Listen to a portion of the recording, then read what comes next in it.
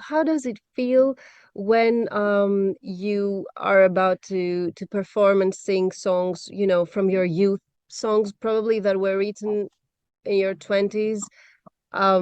Maybe you were in a different mindset when you wrote them back then, and you know, we're not the same person in our 40s with the person we were in our 20s. So how do you feel? Part of me is still that person, you know.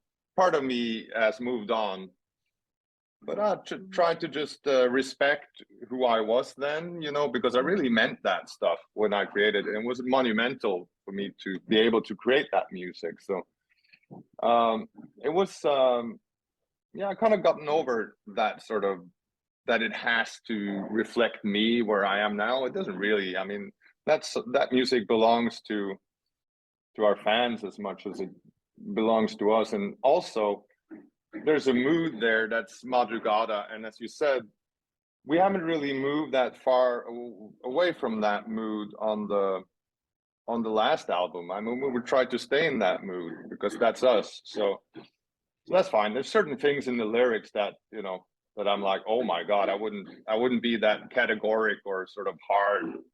I Can was you a give lot us more an example? badass, trying to be a lot more badass back then. Nah.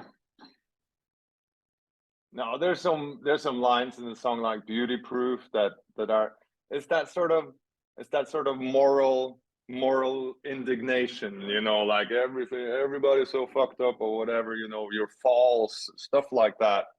And once you get older, it's like you sort of realize that life is a bit more complicated. So, I would like to ask you about the reissuing of your albums as the albums of Madrugada. I know that Industrial Yeah. Silence, The Nightly Silence, The Deep End, Madrugada, and Grid are being reissued. How do you feel about that? Oh, good. Yeah, it's good that they're being available now. We did sign a deal with Warner Music, who was like, I mean, they do own all the rights to our older material, all the old Virgin stuff, so it makes sense to be with them. And no, it's just good that it's available. Used to go for like ridiculous prices online, and there's no real reason why Madrugada LP from back in the day should be sold for like hundreds and hundreds of euros, and that doesn't make sense, and it's not fair for the fans. So I feel good about that, and it's a good job that's been done making everything available again. So, Sivert, since we're having this interview, we asked the listeners of Radio Pepper to send their questions, their own questions for you. So I have a few questions they Interesting. send us. Yeah. Yeah. So I will start from the most provocative one, just to, you know. The first question my God. is, What's that? the Beatles or the Rolling Stones? Oh, that's easy. For me, it's the Rolling Stones. That's Ah, easy. it's the Rolling Stones. Yeah. Okay. I think the Rolling Stones are mostly great, you know, and I think they have way better lyrics than the Beatles have. Okay. That might be a controversial thing to say, but I do think they have that, and I just feel them a lot more. You know, they have this sort of, they have more of a dark, sexy vibe to them, and yeah, more rebellious. I just kind of, I love the Beatles too, of course. You shouldn't have to choose. Yeah, Some of the that's best why I bands said it. in the world, but I mean, for me, it's going to be the Rolling Stones. Cool. Yeah. So the second question is, would you consider giving a live performance, a live concert in a Greek island? Oh yeah, absolutely. Yeah. I mean, the only place where we have been has been Crete, but Crete is so big. Yeah. It's like its own thing, really, isn't it? Yeah, exactly. But It's yeah, exactly. I mean, oh, definitely, yeah, yeah. We'll Why come back not? to that. I have plans for that. You do? Yeah, I have plans for that, really. Yeah. Oh, You yeah, are I have some loose, like, I've been thinking okay. about it. Yeah. Do you realize how much your voice affects your audience and creates strong emotional reactions to them when you sing?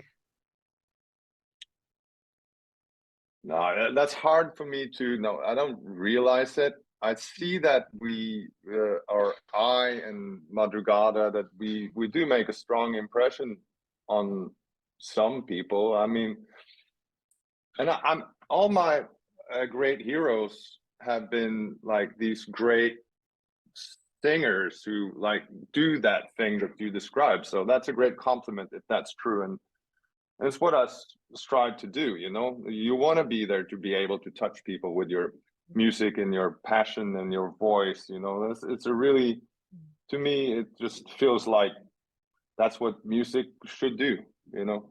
So if I can be that, then, you know, that's what I look up to in people like Jeff Buckley and Leonard Cohen and Nina Simone and Bob Dylan and all the people that I love, you know, the great singers, performers that just stand there and do their thing.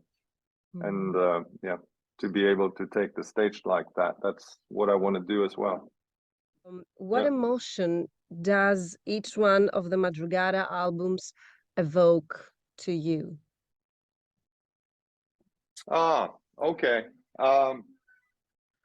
Okay, let's start at the beginning. I guess the first one, there's a lot of passion to it.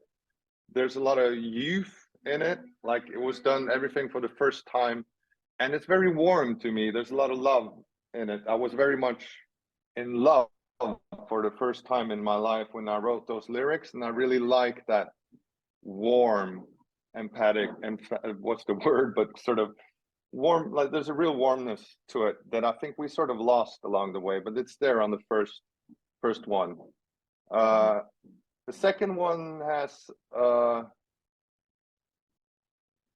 it has a darkness to it, like really, yeah. That one has a darkness to it, and the second one to me is chaos and confusion, really. That's what I get from Grit. Like the other guys might get something else, but it was a very chaotic time in the band. So that's what I get from that. And this fourth one, the deep end, that's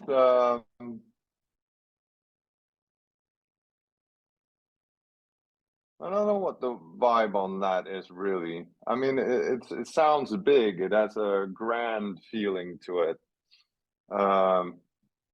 We were still kind of chaotic and not really working together so well as a group then. So I'm not sure. And the last one, the last we did with Robert, I have a lot of great feelings about that one. It's a real. It was us returning to, like, finding a way to be a band again together. So it's absolutely my favorite album of ours, and I'm not really sure what to make of what it is about it. Like the main emotions I have with it.